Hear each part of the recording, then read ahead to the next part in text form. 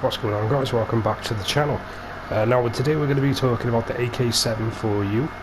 Today I'm going to be giving you guys the best class loadout for this gun, including everything from attachments to the tactical, field upgrades, perks. So we're just going to jump straight into it, guys. Okay, so we're not going to touch the optics. You don't need to. There's no need to add an optic for this gun. So the first attachment that we are going to put on is going to be the muzzle brake 5.45. Now the reason for this is you do get a +4 vertical recoil control, but the main benefit for this is the fact that there's no negatives to this attachment.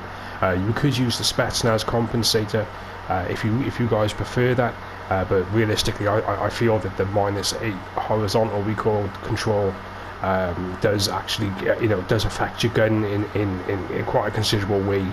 I've done a few tests and I found that the muzzle brake 5.45 is the best attachment for that. So moving on to the next attachment, which is going to be the barrel attachment, you're going to be using the 9.3 extended.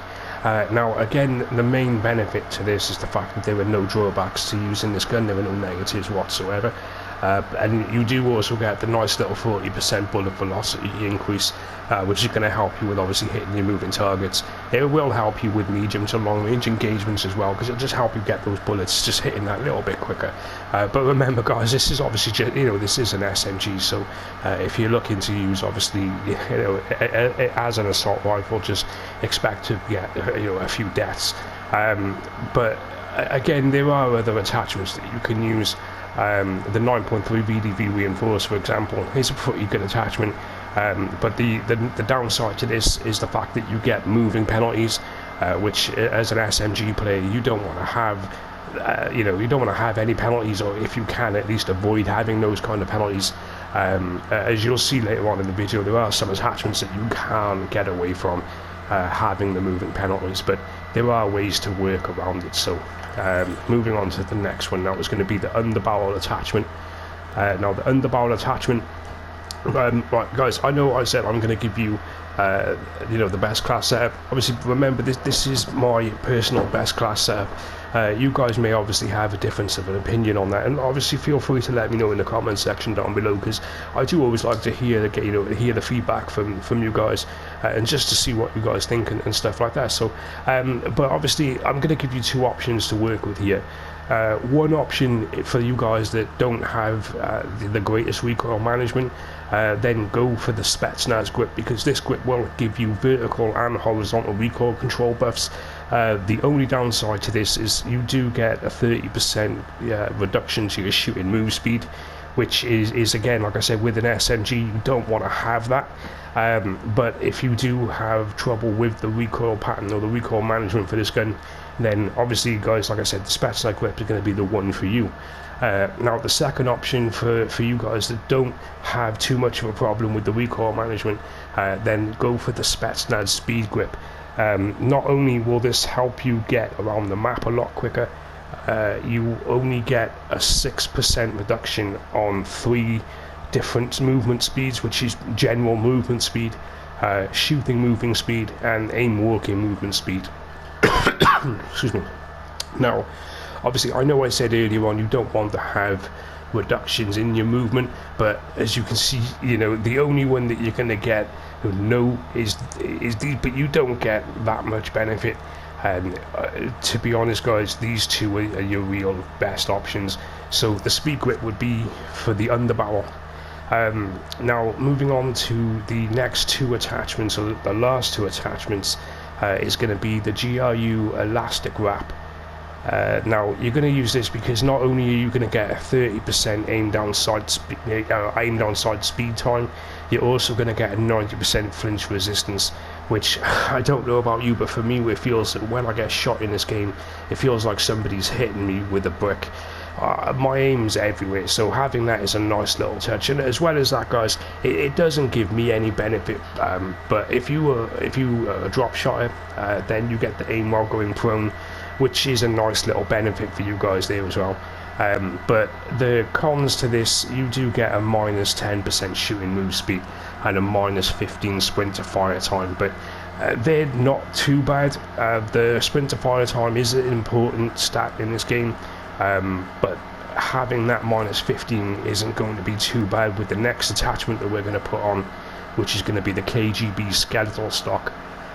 Now this gives you a +30 sprint to fire time bonus, so that -15 is going to be taken away and you're going to be left with a +15 sprint to fire time, so that's going to help you guys out to win a lot more of your gunfights. And as well as that, you've got aim walking movement speed at a +10 as well. Now you do get some negatives. Well, it's one negative with this, and it's a -30% hip fire accuracy. But guys, honestly, when it comes to this gun, that's not really going to help. It's not going to affect your gameplay in any way. If you are hip firing, realistically, it should only be a point blank range anyway, so that's nothing too bad to worry about. Now with the secondary, this is going to be something that you can put in yourself. It doesn't make a difference to the class. This is what the class is for. So your secondary, you just put on whatever you're most comfortable with, guys. There's really no preference to that. Now the tactical, this, in my opinion, is a must out of all of the ones here. Unless you're trying to go for certain camo challenges, then the stim shot is the only one that you should be using on any class, really. It gives you a helping boost to your health regen.